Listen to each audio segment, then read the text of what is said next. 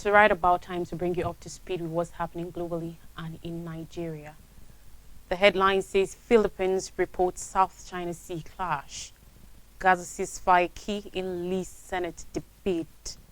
Legal scholars doubt SCOTUS Trump ruling. US Vice President Harris backs Israel Gaza troops and skepticism on few Thai rule in Thailand. Stay with me for these and more stories.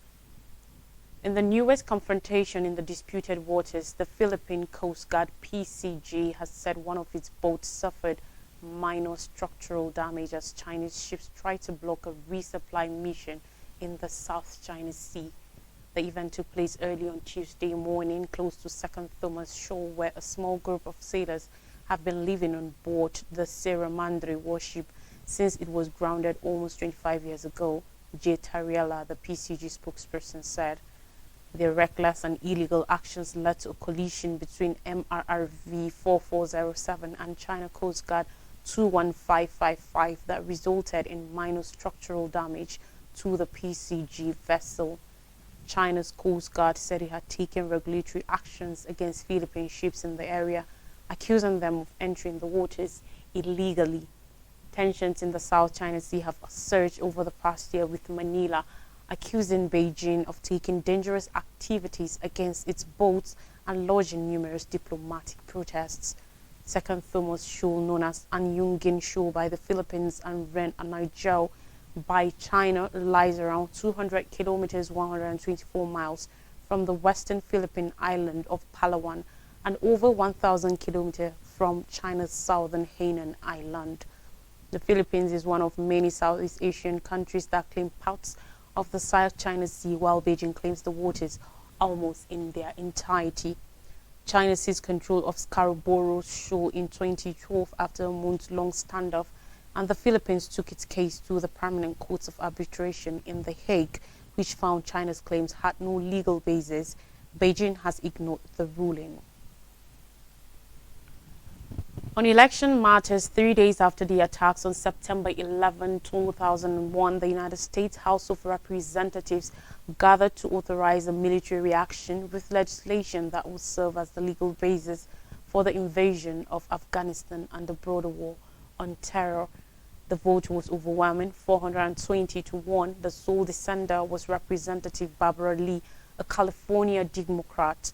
Lee, at the age of 77 on Tuesday, will face possibly the greatest electoral test of her career when California holds a primary for its open Senate seat. The Congresswoman is running in that race for her credentials as an anti-war candidate. However, this time her emphasis is on achieving a ceasefire in Gaza, a position she says distinguishes her from the rest of the field. Lee is in competition against over 20 other candidates, including prominent Democratic representatives like Adam Schiff and Katie Porter. The stakes are high. Schiff, Lee, and Porter have all opted not to run for re-election in the House in order to focus on their Senate prospects. That means this year's Senate primary could deal Lee her first electoral defeat in 20 years. But her candidacy shines a light on the range of democratic views towards Israel's war in Gaza, a spectrum that could translate into fractures as the party seeks unity at the ballot box. The chair emeritus of the California Democratic Party Progressive Caucus, Amar Shergill, is among those supporting Lee's Senate bid. Lee has repeated her call for a ceasefire in Gaza loads of times on her social media accounts, making it a defining element of her campaign over the past months. Americans, and specifically Democrats, have progressively voiced concern about the dire conditions in Gaza, where Israel has killed over 30,000 Palestinians. A February poll from the Associated Press and the NORC Center for Public Affairs Research found that half of Americans felt Israel had gone too far in its military campaign. That number, however, shot up to 60% among Democrats alone. But many mainstream members of the Democratic Party have long resisted calls for a permanent ceasefire, instead affirming support for Israel's military offensive. They include President Joe Biden, who has only recently articulated hopes for a ceasefire to pause, though not definitely end hostilities. Lee's supporters hope that her stance on the issue will carry her to a shock victory on Tuesday. Public opinion polls show her trailing her Democratic rivals Keith and Porter, as well as Republican contender and former baseball player Steve Garvey. Foreign policy is seldom a top priority at the ballot box, but Shergill said voters are increasingly drawing parallels between injustices in Palestine and inequality at home. Now, ex-United States President Donald Trump hailed it as a victory. His critics blasted it as a blow against accountability. But experts say the U.S. Supreme Court's decision to let Trump to remain on the Colorado primary ballot was always the most expected outcome. The surprise, they argue, lies in the details. The Supreme Court on Monday struck down Colorado's efforts to bar Trump from the state's Republican presidential primary under the 14th Amendment of the U.S. Constitution. That amendment contains a so-called insurrection clause, a section of the law that disqualifies candidates from public office if they engage in insurrection or rebellion against the United States government. Colorado State Supreme Court ruled in December that Trump had run afoul of the insurrection clause by egging on the riots at the U.S. Capitol on January 6, 2021. But in an unanimous ruling, the U.S. Supreme Court believed the state could not remove Trump from its primary ballot. Thomas Keck, a professor of political science at Syracuse University, said according to reports that the Colorado case had long faced an uphill battle. Trump claimed vindication after the ruling, portraying the case as part of a political and legal witch hunt aimed at hurting his re-election chances. His supporters were quick to seize on that narrative in the wake of Monday's ruling. According to Republican Congressman Matt Gaetz, called the decision a defeat for election interference by lawfare. Another Republican representative, William Timmons, hailed it as a big win for America and a huge loss for Democrats trying to interfere with the election. Meanwhile, Democrats reacted with a mixture of outrage and uncertainty, with some questioning the optics of removing Trump from the ballot.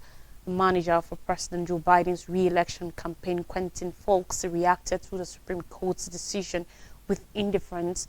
Biden is expected to face Trump again this year's general election after defeating him in the 2020 presidential race. Still in the United States, Kamala Harris, United States Vice President, has reiterated her country's support for Israel and pushed for more humanitarian aid to enter the Gaza Strip in talks with Israeli War Cabinet member Benny Gantz. In a readout of Monday's meeting in Washington, D.C., the White House said Harris expressed her deep fears about the humanitarian conditions in Gaza, a narrow Palestinian enclave that has been the subject of a deadly Israeli military offensive since October 7th. The statement explained that Harris emphasized the importance of reaching a deal that will see the release of captives taken by the Palestinian group Hamas in exchange for an immediate 6-week truce. She urged Israel to take additional measures in cooperation with the United States and international partners to add the flow of humanitarian assistance into Gaza and ensure its safe distribution to those in need, the statement said. Gantz's visit to Washington, D.C. comes as U.S. President Joe Biden's administration faces widespread pressure to curb the U.S.'s unwavering support for Israel in light of the humanitarian crunch unfolding in Gaza. Over 30,000 Palestinians have been killed in Israel's bombardments, which erupted on October 7th following a Hamas attack on southern Israel, which killed about 1,200 people. Critics have pointed out that Israel's war on Gaza has pushed the territory, home to almost 2.3 million people, to the brink of collapse. The vast majority of the population has been displaced amidst the bombing, and an Israeli siege has left necessities like food, water, and medicine in short supply. Professionals have cautioned of famine, with Palestinian children already dying from malnutrition. The Biden administration has shifted its tone in recent weeks, pushing for more assistance into Gaza. It recently dropped a limited number of meals to Palestinians there, but critics say those efforts will have scant effect if Washington does not exert pressure on Israel to stop the war. Some have called for the U.S. to withhold military and diplomatic assistance to the Israeli government. The U.S. government provides at least $3.8 billion in military assistance to Israel yearly. Moving now to politics, Thailand launched its new cabinet, a coalition government that included both the self-declared pro-democracy Pheu Thai party as well as parties supporting the military on September 5th. For both sides, it was a deal with the devil. Pheu Thai teamed up with the same military that toppled its government in 2014 and one led by a predecessor party in 2006 and slaughtered numerous of its supporters during protests in 2010. For the military, it formed a government with the same political group it had worked so hard to keep out of power, raising questions about its interventions and the turmoil of the past 18 years. 6 months on, there is no sign that Pheu Thai has delivered the policies and reforms required to win support among a reform-minded public in the face of such a controversial compromise, according to Ken Lahotim-Panont, a PhD student in political science at the University of Michigan. A spokesperson for Pheu Thai did not respond to a request for comment. The unholy alliance broke months of political deadlock. The Move Forward Party, MFP, which campaigned on a platform for more radical democratic reform and was a Pheu Thai coalition partner in opposition, won the most seats in parliament but was blocked from forming a government by the military-appointed Senate. In particular, MFP drew anger from conservatives for promising to reform the country's draconian lèse-majesté law, which criminalizes criticism of the king. Pheu Thai navigated away from such controversial proposals and eventually jettisoned MFP, creating a government and soon after secured pardons for Thaksin and his sister Yingluck Shinawatra, who was removed in a military coup in 2014. Thaksin was freed from hospital where he had been serving his prison sentence last month. On more stories, Sam Kerr denies racially charged offence. Prosecutors in the United Kingdom have said Australian football captain Sam Kerr has pledged Noel guilty to racially aggravated harassment of a police officer in London over a year ago, but will face trial on the charges. The 30-year-old striker who plays club football for Chelsea in London was indicted with causing a police officer harassment, alarm or distress during an incident in Twickenham, southwest London on January 30th last year, according to the Crown Prosecution Service. The Metropolitan Police said in a statement on Monday the charge relates to an incident involving a police officer who was responding to a complaint involving a taxi fare on 30th January 2023 in Twickenham. Kerr, one of the world's most recognizable female footballers and a sporting idol in her home nation, was charged on January 21st, almost a year after the incident was alleged to have happened. The Chelsea forward, who on the day before the incident scored a hat-trick against Liverpool in the FA Cup at Chelsea women's home ground, Kingsmeadow, is due to appear in court in February next year. Via video link at Kingston Crown Court on Monday, the 30-year-old pleaded not guilty, according to a report. Kerr denied the charge at a plea and trial preparation hearing at Kingston upon Thames Crown Court on Monday, according to more reports. Chelsea have not commented on the reported incident. Kerr is presently sidelined after an anterior cruciate ligament injury during a warm weather training camp with the Chelsea women's team in Morocco in January. Last May, she led the Australian delegation as flag bearer at King Charles' coronation at Westminster Abbey. She is the country's all-time leading scorer in international football with 69 goals from 128 games. The forward has scored 58 goals for Chelsea in the WSL since 2020. Haiti gangs attempt airport takeover.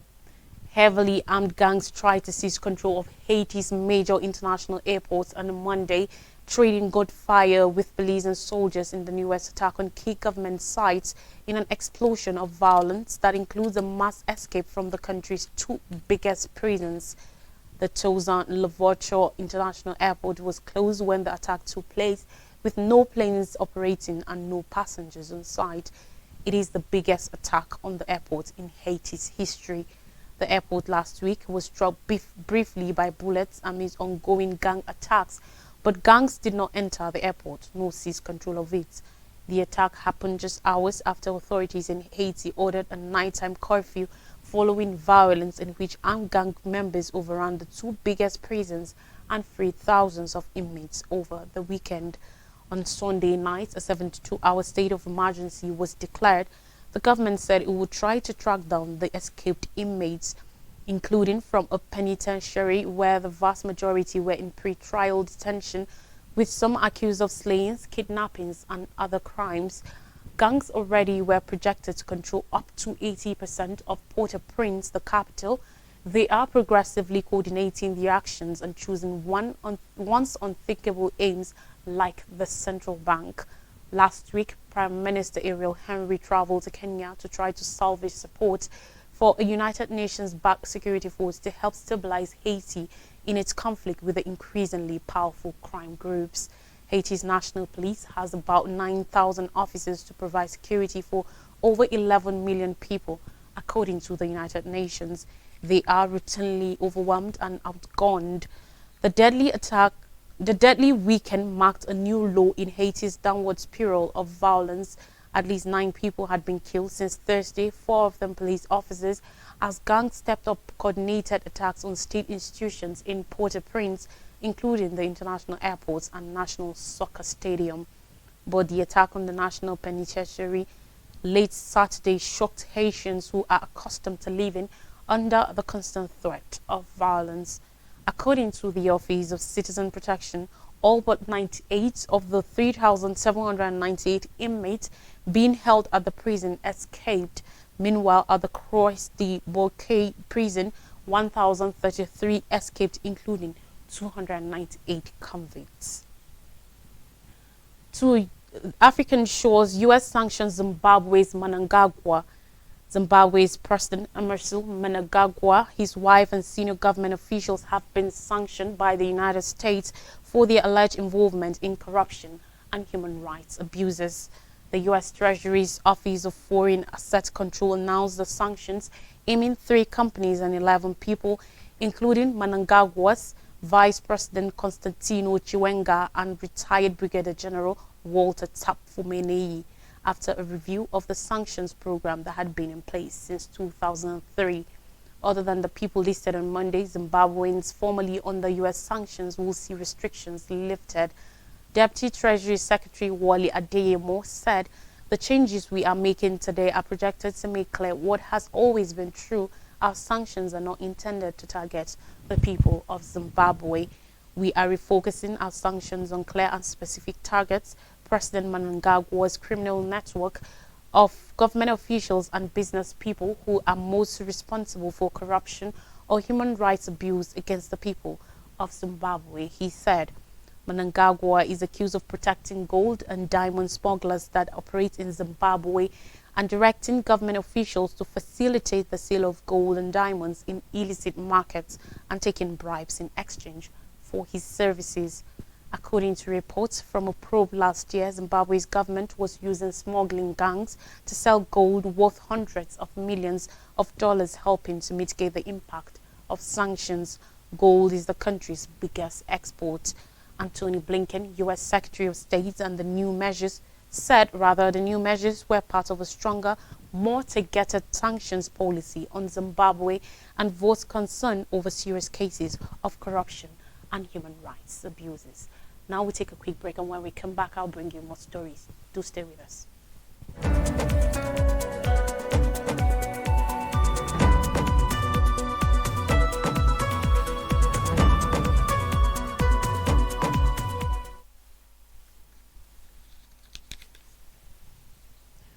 You're welcome back. Now, stories from Nigeria and from the hardship OPS warns of shutdown amidst food crisis.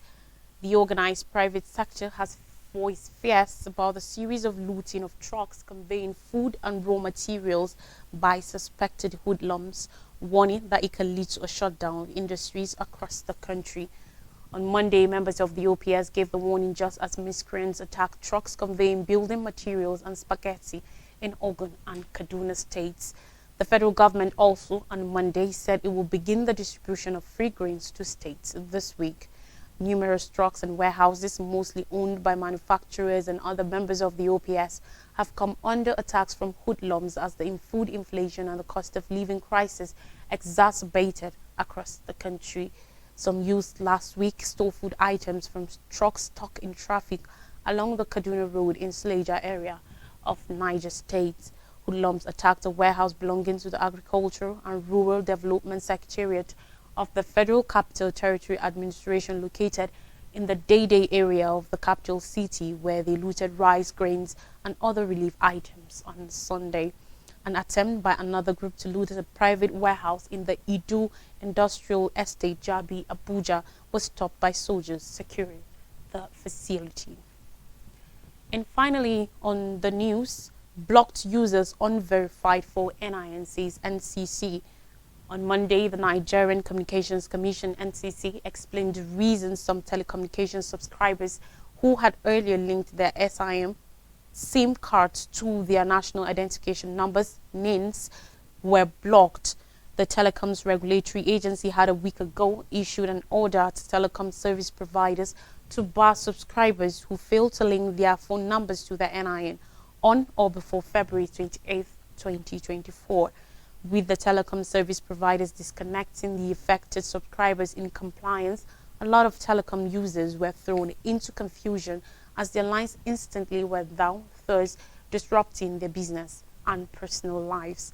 Providing some insights into reasons such lines were barred, Ruben Moka, NNCC spokesman, said some SIM cards had verification and identification issues like disparity in information such as names and other data. He made the disclosures according to reports. While a lot of subscribers claim they had earlier linked their NIN with their SIM cards years ago but still got disconnected by the directive. The NCC official, in reaction to this, said some lines were barred because the information on the NIN were not in concord with what the customers registered with their SIM cards. For this group of people, the NCC spokesman said they will have to visit the outlets of the service providers to validate their NINs and resolve all the issues arising therefrom. On the number of lines that had been barred so far, he said this will be difficult to tell at the moment because, according to him, the regulatory agency will have to carry out an audit before the end of the week based on expected data from service providers. The chairman, Association of Licensed Telecommunications Operators of Nigeria, Alton Benga Adebayo, however, was quoted as having said no fewer than 40 million telephone lines were barred by telecommunication operators over the weekend following the expiration of the February 28, 2024 deadline issued by the NCC. The NCC had ruled out an extension of the deadline, insisting that telcos that fail to comply with the directive risks sanction.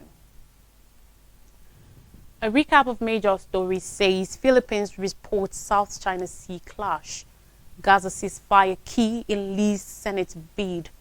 Legal scholars doubts Kotu's Trump ruling. U.S. Vice President Harris backs Israel Gaza truce and skepticism on Filthai rule in Thailand. And that's all on the news. Thanks for watching. I am Lois Tureki.